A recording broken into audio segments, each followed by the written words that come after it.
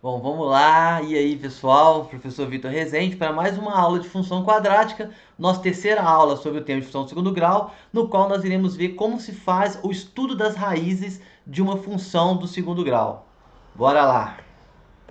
Bom, resumo dessa aula. O que nós iremos ver nessa aula? Primeiro, eu vou falar para vocês quais são as possíveis situações para as raízes de uma função de segundo grau. Uma função de segundo grau sempre tem raiz? Qual a quantidade máxima de raiz? É sempre a mesma quantidade? Irei falar sobre isso nesse tópico. Irei falar do discriminante delta da fórmula de Bhaskara, porque é ele que vai nos informar como serão as raízes dessa função e farei alguns exercícios usando essa teoria, tá ok? Então, sem mais delongas, bora para a nossa aula. Bom, raízes da função do segundo grau. As raízes, ou também chamadas de zero, de uma função de segundo grau, definida por f de x igual a x2 mais bx mais c, com a, b e c números reais, os coeficientes, e a diferente de zero, são os possíveis valores de x que fazem a função f de x ser igual a zero. Essa é a definição de raiz. A raiz de uma função é o valor de x que, quando eu coloco ele na função, ele faz a função ser exatamente igual a zero. Bom, no caso da função do segundo grau, ela sempre vai ter uma das seguintes situações. Bom, primeira situação possível, a função pode ter duas raízes reais e distintas e diferentes. A função do segundo grau pode ter duas raízes reais diferentes, que eu vou chamar carinhosamente de x' e x'. A função pode ter duas raízes reais, só que iguais, e a gente vai dizer que tem uma única raiz. Nesse caso, as raízes x' e x', que são as raízes, elas são iguais. Ou a função do segundo grau pode não ter nenhuma raiz real, e aí eu vou dizer, esse é o símbolo de não existe x' ou x', não existe raiz dessa função, ok?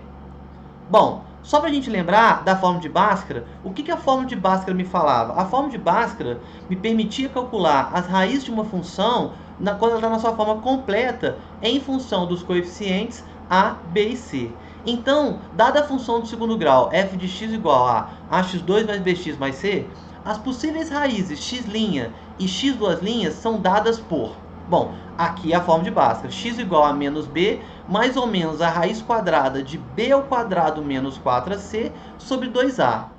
Bom, esse b quadrado menos 4ac que está dentro da raiz, a gente vai chamar de delta. É o discriminante da função.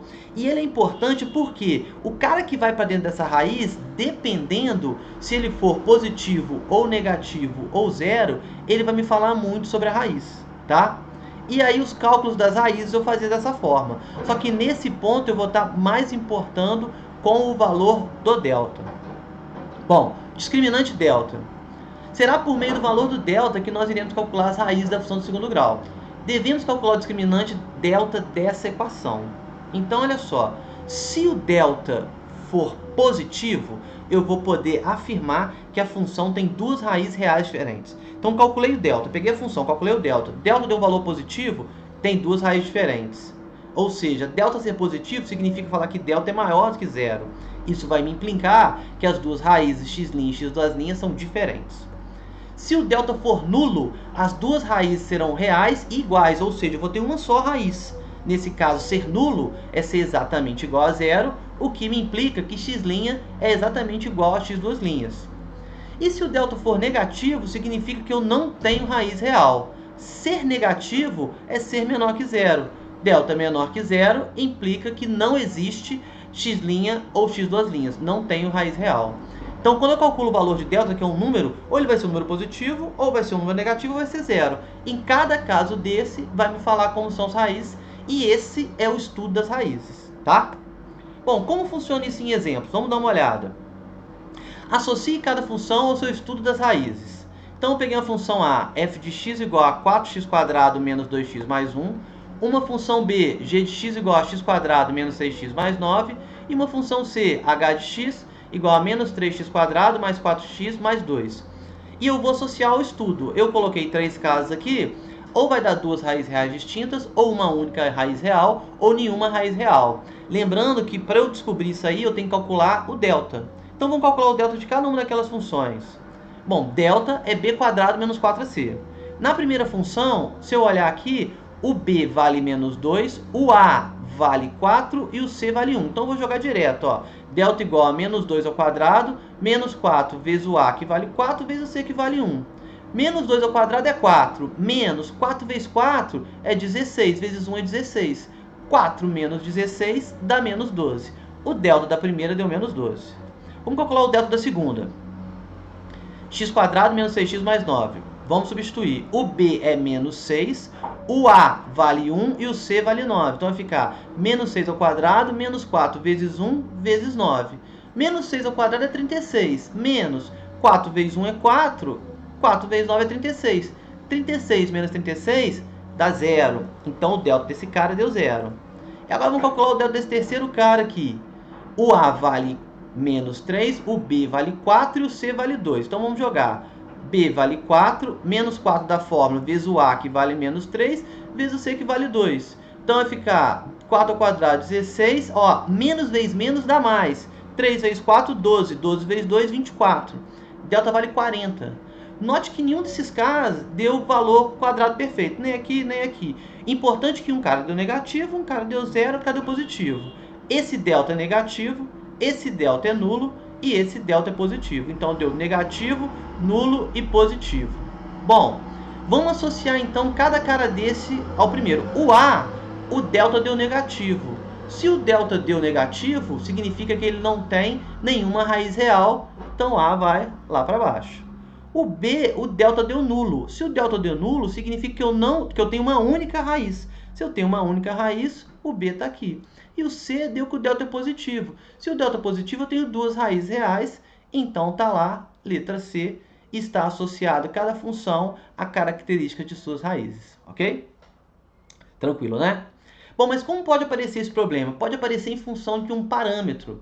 Determine os valores de m para que a função quadrática y igual a mx² menos 4x mais 2 admita duas raízes reais diferentes. Observe que a função ela é dada em função de x, só que eu tenho um m aqui avacalhando.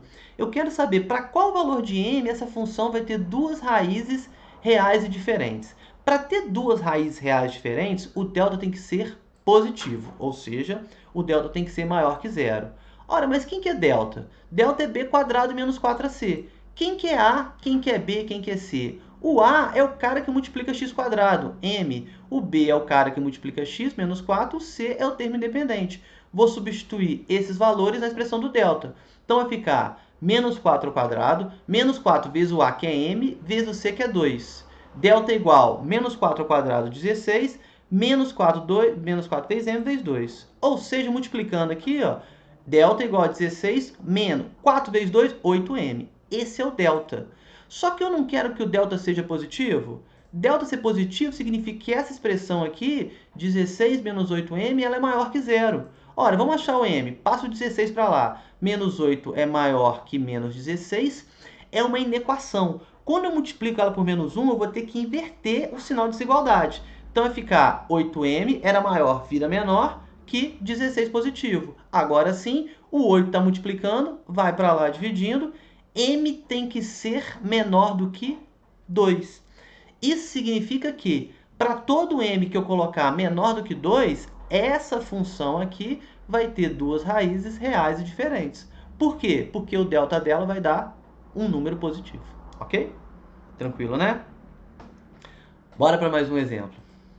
Determine os valores de k para que a função f de r em r, definida por f de x igual a k menos 3x² mais raiz de 5x menos 1, tem uma única raiz real. Parece complicado porque apareceu raiz, k menos 3, mas não tem nada demais.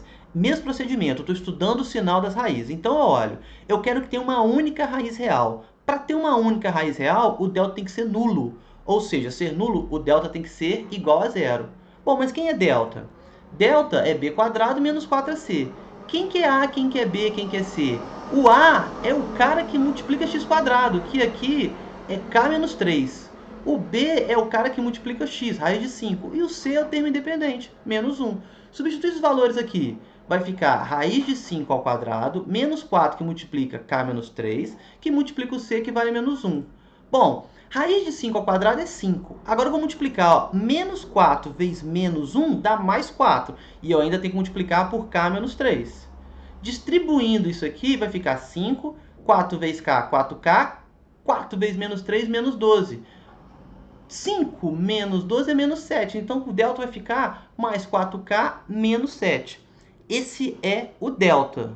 Bom, mas eu não quero que o delta seja nulo, seja igual a zero? Sim, então eu vou pegar 4k menos 7 e vou igualar a zero.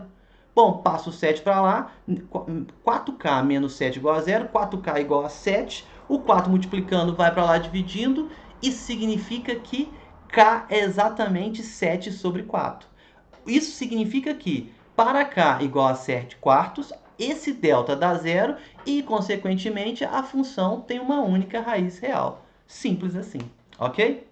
Bom, esse foi o estudo das raízes da função. Espero que tenham gostado dessa aula, tá? Qualquer dúvida, esse é o fim, né? Fim dessa aula. Qualquer dúvida, me encontrar no meu canal do YouTube, Vitor Rezende Almeida. Se inscreva, porque a gente está continuando com a nossa matéria de função quadrática e vai dar aquela fortalecida. Curta esse vídeo, deixe nos comentários se você teve alguma dúvida. Um forte abraço a todos, obrigado pela atenção.